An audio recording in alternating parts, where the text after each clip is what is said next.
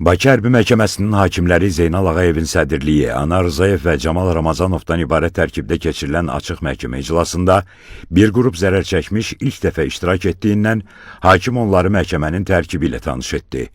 Onları hüquq və vəzifələri barədə məlumatlandırdı. Ardınca təqsirləndirilən Ruben Vardanyan əvvəlki məhkəmə proseslərində verdiyi vəsatətlərin bir qisminin təmin olunmadığını qeyd edərək işə baxan hakimlər kollegiyasına etiraz etdiyini bildirdi. Dövlət ittihamını müdafiə edən baş prokurorun böyük köməkçisi Vüsal Əliyev vəsatətə münasibət bildirərək dedi ki, eyni məzmunlu vəsatətə əvvəlki məhkəmə proseslərində baxılaraq müvafiq qərarlar qəbul olunub.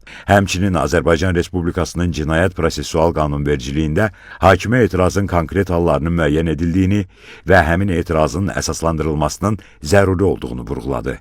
Buna baxmayaraq, Ruben Vardanyanın öz etirazını qanunvericiliyin müəyyənləşdirdiyi hallara uyğun deyil, vəsatətlərin təmin olunmaması ilə əsaslandırması Cinayət Prosessual Qanunvericiliyinə əsasən etiraza əsas ola bilməz. Ona görə prokuror etirazın baxılmamış saxlanılmasını məhkəmədən xahiş etdi. İclasda iştirak edən zərər çəkmişlər ittiham tərəfinin mövqeyi ilə razılaşdıqlarını bildirdilər. İclasa sədrlik edən hakim Zeynal Ağayev təqsirləndirilən şəxsin eyni xüsusat üzrə artıq 4-cü dəfədir hakimlər kollegiyasına etiraz etdiyini, göstərdiyi halların hər birinə əvvəllər ətraflı baxılaraq qərar qəbul edildiyini, hazırki prosesdə hər hansı yeni dəlil təqdim olunmadığı və əsaslandırma edilmədiyi üçün etirazı təmin etmədi.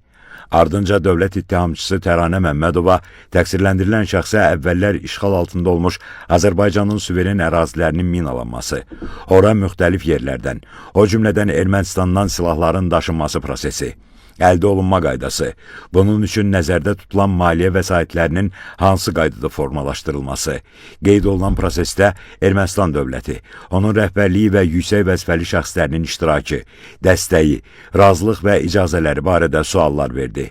Təqsirləndirilən sualları cavablandırmaqdan imtina etdi. Daha sonra iş üzrə şahidlər dindirildi.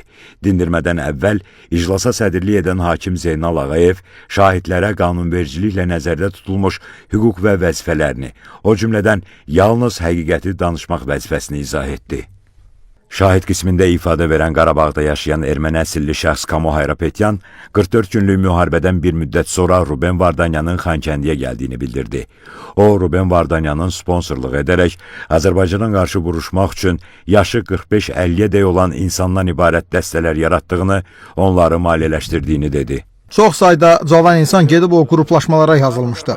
Mənim üçün maraqlı o idi ki, dünyada tanınmış biznesmen, oliqarx Ruben Vardanyan, mən demirəm ki, o mənim düşmənimdir, yox. Amma nəyə görə o öz biznesini qoyub Qarabağa gəlmişdi? Şahid bildirdi ki, Ruben Vardanyan Xankəndiyə gəldikdən sonra onun maliyyələşdirməsi nəticəsində 44 günlük müharibədə Azərbaycanın qaytardığı ərazilərin sərhədlərində minalanma işləri aparılmağa başlanıb. Qeyd etdi ki, həmin minalar Laçın yolu vasitəsilə Ermənistandan Qarabağa gətirilib. Xankəndidə yaşayan ermənilər də minalanma işlərinin Qarabağ ərazisində Ruben Vardanyan gələndən sonra geniş vüsət aldığını bilib. Həmin minalarla bağlı məktəblərdə, binaların ətrafında, meşələrdə və boş ərazilərin yaxınlığında məlumat xarakterli plakatlar yerləşdirilib. Hansı ki, 44 günlük müharibəyədək minalarla bağlı heç bir plakat yerləşdirilməyib. Şahid dedi ki, Ruben Vardanyanın maliyyələşdirməsi nəticəsində Xankəndi ətrafında 2, Əsgəranda isə 1 ədəd olmaqla ümumilikdə 3 hərbi anbar təşkil edilib. Həmin anbarların yerləşdiyi yerə gedən yolu silahlı şəxslər mühafizə edirdi. Bu anbarlarda onun muzla saxladığı Ermənistan ordusu, Qarabağdan seçdiyi hərbiçilər fəaliyyət göstərib. Həmin anbarlarda onun muzla saxladığı Ermənistan ordusu, Qarabağdan seçdiyi hərbiçilər fəaliyyət göstərib. Anbarlara Ruben tərəfindən Qarabağa gətirilmiş xeyli sayda silah və döyüş sursatları, habelə pilotsuz kvadrokopterlər və digər pilotsuz uçuş aparatları toplanılıb. Bu barədə Xankəndidə çox adamın məlumatı olub və Ruben Vardanyan tərəfindən bütün erməni sakinlərin silahlanaraq Azərbaycanlılara qarşı vuruşması təbliğ olunub. Ruben Vardanyanın bu silahlı dəstələri yaratmaqda məqsədi Azərbaycana qarşı mübarizə aparmaq olub. Şahid bildirdi ki, Ruben Vardanyan Qarabağa gələnə kimi erməni sakinlər arasında Azərbaycana inteqrasiya məsələsi ciddi formada yayılıb. İnsanlar Azərbaycanla əlaqələr qurmağa çalışıb. Bir çoxu Azərbaycanın tərkibində yaşamaq və vətəndaşlıq almaq barədə ciddi fikirləşirdi. Şahid dedi ki, 2022-2023-cü illərdə Ruben Vardanyan Xankəndi şəhərinə gəlib və burada Azərbaycana qarşı təbliğata başlayıb. Ruben Vardanyanın gəlişindən sonra Azərbaycana qarşı erməni sakinlərdə düşmənçilik meylləri gücləndi. Ruben Vardanyan erməni sakinlərin Azərbaycanlılara nifrət etməsinə çalışıb.